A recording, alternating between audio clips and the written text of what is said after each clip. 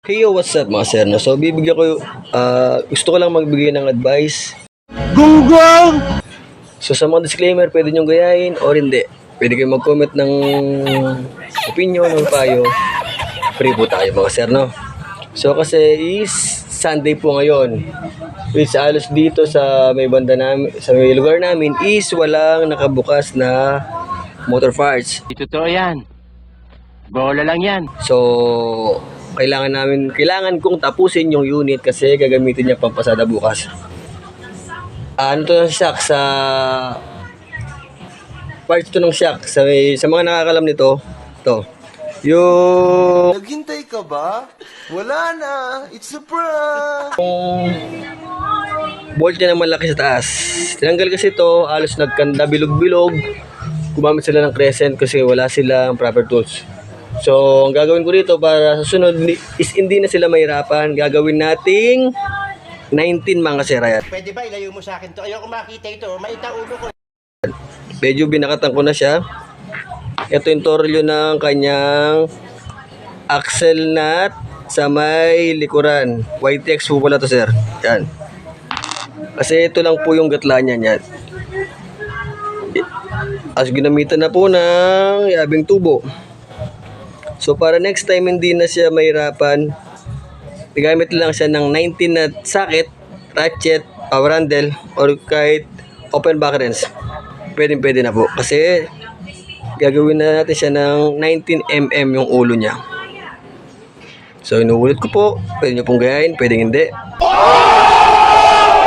So ang kailangan lang po natin is grinder, tornilyo, at siyempre kuryente mga sir.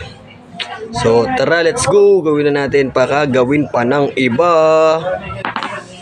So ito na nga mga sir yung gagamitin natin na paraphernalia. Grinder, yun nga. By script dahil wala tayong gato. So yung tornilyo nga po na gagamitin natin na pang sukat dito. Let's go.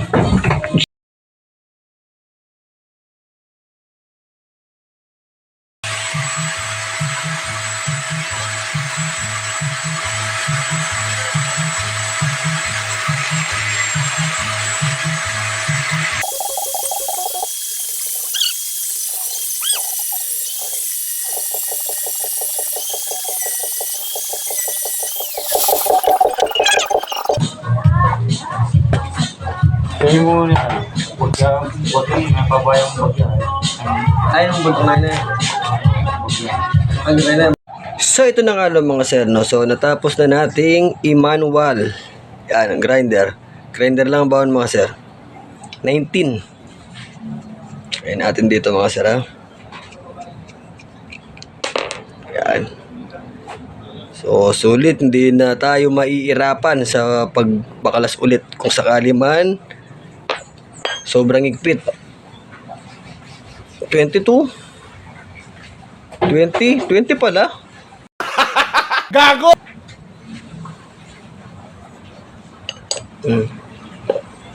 Diba? Tinwente lang natin para hindi ganong maliit. Stop it. Get some help. Start to. Walang alog mga sir.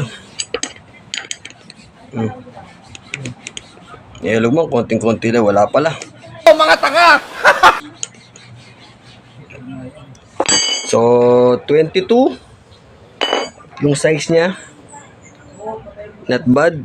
Sinubukan ko sa 19 kanina, medyo maliit. Kaya ginawa ko siyang 22 na lang. What?